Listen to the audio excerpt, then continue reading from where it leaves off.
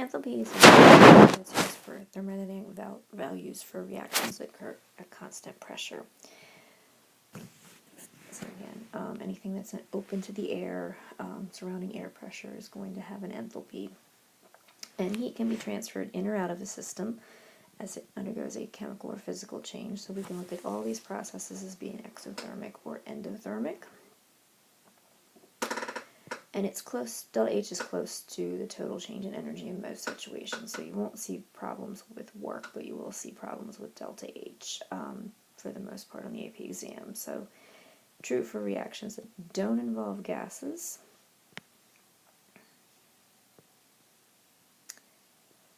Okay, true for reactions in which the amount of gas does not change. So if you have the same number of moles on both sides of the equation, and in reality, reactions in which the amount of gas does change, usually the work done by changes in pressure and volume, are very minimal unless you have very large quantities of gas. So what you're going to see are lots of different types of enthalpy change. The key thing is you need to look at is each of them have a delta H, delta H, delta H, delta H, delta H. And just what's happening to cause that heat change is different. So you have combustion, which is just burning something. Heat of formation is one we'll look at specifically when 1 mole of compound is formed from its elements, so that's an important definition.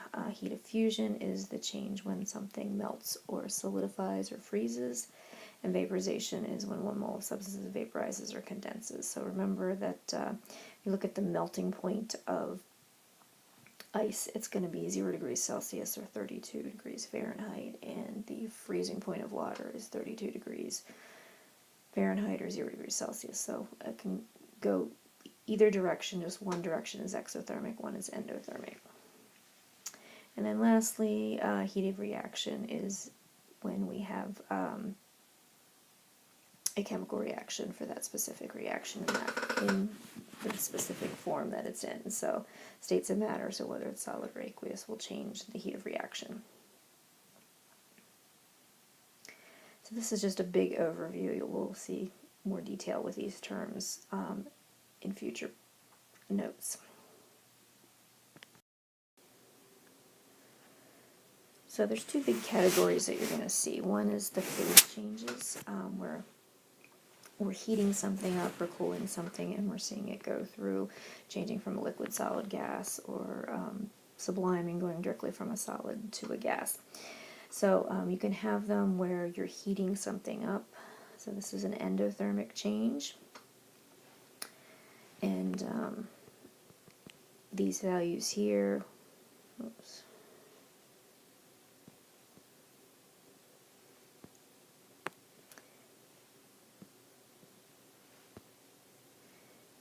here and here would represent your boiling point and your melting point. Okay, and this could be time or heat. And this side would be temperature.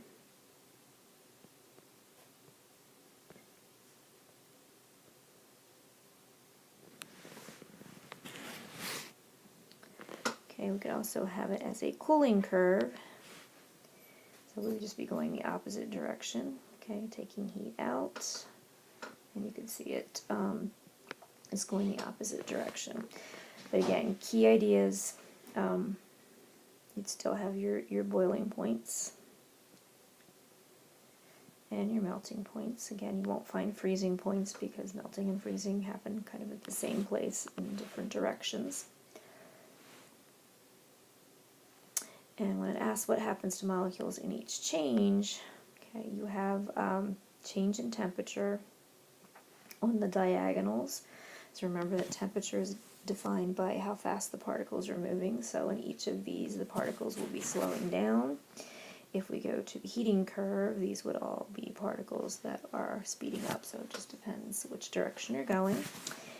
And then when you're looking at it from the perspective of phase changes, okay, if we're adding heat, you're moving the particles further away. So if you think of the solid being like this, we're making it to a liquid where it's a little more spread out. And if we're starting at a liquid up here, we're spreading them way out as gases. So each of these particle distance is changing. And we'll have some specific examples of that in class. So you'll be looking at these again.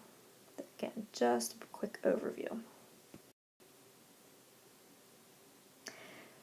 Chemical change graphs are going to look slightly different. So what you'll see are these initial states. So this would be initial. So that would be the energy of your reactants. Okay, and on this one, same thing. This is your reactants energy. And at the end would be the product energy.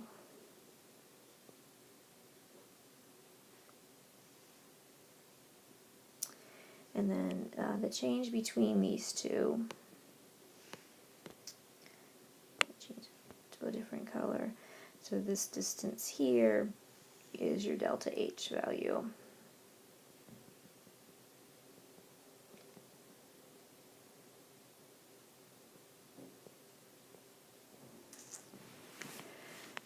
And then in your two reactions on this side, we have the products are lower in energy than the reactants, so they are going to release heat.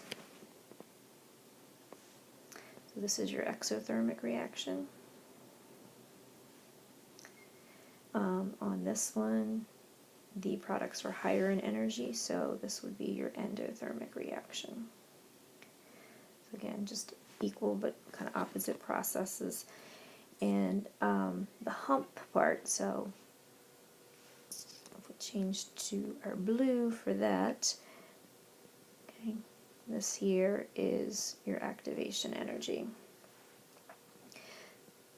So you have to put energy in to change the bonding. So you're going to see that in each of these there's an energy that has to go in to get things going. So again, gasoline needs that spark to get burning. You know, striking a match, you have to put the friction in. So those are examples of your activation energy. So we'll be looking at some examples in class of each of these types with the numbers that go with them. So just a little overview of the big process.